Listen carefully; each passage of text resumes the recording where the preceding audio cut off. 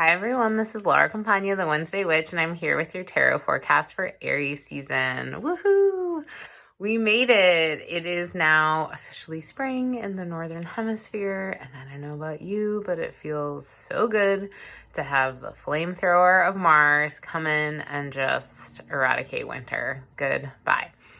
Enough is enough. So we begin with the vernal equinox, the day of balance, and really a meditation on what is my relationship with the earth as an individual. And the first card that represents where we're coming from is the Curiosity of Fire. This is the Rosebud tarot deck that I just got and really fell in love with. I usually don't immediately start using decks for professional readings, but it just spoke to me so much, especially like the language and how the categories are described. And yeah, so I recommend and I'm really enjoying using and getting to know.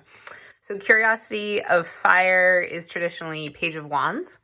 So this is asking us to get curious about what is exciting, what feels like that little spark of potentiality, what turns you on, because that is definitely an indication of the direction that the universe wants you to travel. Our desire propels us, it carries us places. So when we get excited about life, about some facet exploring or doing, that curiosity, it sparks in us a feeling of being young again, of believing new things are possible. And Jupiter's going to enter Aries soon in May, and not too long at all. So before that, we have a really nice Jupiter and Pisces period with Venus.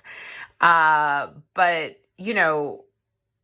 after winter, it's really important. After the travel through Saturn signs, it's really important to let your heart leap forward. And there's very much kind of the Fool energy brought down to Earth with the Curiosity of Fire with the Page of Wands.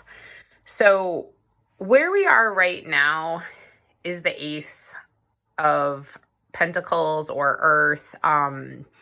And, this is really asking us to plant our seeds, to sow the intentions.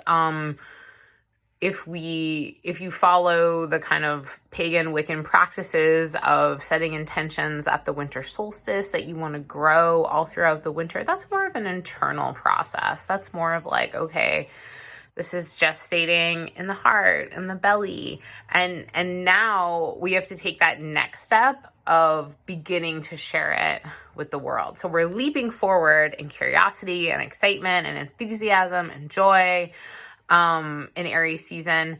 But next comes Taurus. So we want to plant those little seeds right now so that they can stabilize and root and start to grow shoots in Taurus season.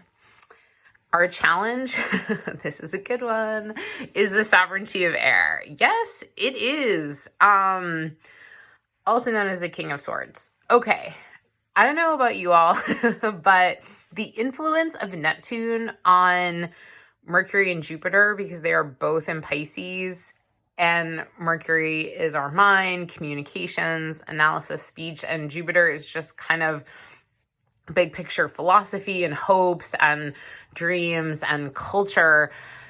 Neptune is creating a really spiritualizing influence. It's really getting our minds into and moving our spirits in the direction of transcendence, love, oneness. But Neptune also creates fog, cloud, confusion, deception, intentional subterfuge. And we've seen that in so many ways. I personally had someone who created an imposter account and was running scams through that and trying to solicit money from people. And it's so much easier to fall for that right now. It's very, very easy to kind of get swept away and believe that something that looks good will absolutely be delivered, even if it doesn't seem quite right. So this is really a time when you want to do that extra kind of discernment work that the King of Swords is like famous for. Like, check all those contracts, double check, triple check. And if something seems too good to be true, like somebody offering you a deal at a really discounted rate, you know, think twice. Because it's easy to get carried away and just hope that through wishing and wanting and longing, the world will change. And Aries season is really like, no, you are the change. What is the change you want to see in the world? And then what is your small yet very significant part in creating that change? So the final outcome I love is the Three of Earth, also known as the Three of Pentacles or discs. So this is interesting because this card, it has associations with Mars and Capricorn and like really working well, working efficiently. And this card, the Rosebud Tarot version, it's much more joyful. There's kind of like, yay, we're celebrating life. We're reveling in the pleasure of being together. So I think that the world is really starting to open up now that the retrogrades are finished. We do have some pretty challenging configurations right now going on in Aquarius, with Venus besieged between Mars and Saturn, and then Venus is going to meet with Saturn at the end of the month, and then Mars is going to meet with Saturn at the start of April. So the Six of Earth is really just, asking us to kind of tend to things well and to just focus on like what's yours, what's your task at hand, and, enjoy what you're doing. Do it well, do it with joy in your heart. If you don't want to do it, maybe that is an indication that it's not the right thing for you to do. Give to others when you can, but don't get swept away. Like, stay grounded as much as possible. And then the little bonus card is the Sovereignty of Water. So there is actually a lot of emotional connection and sensitivity available, especially once Venus enters Pisces in early April. So ideally, there's the interplay between fire and spirit and water and the heart, and that you are really feeling all of that expansion that's available.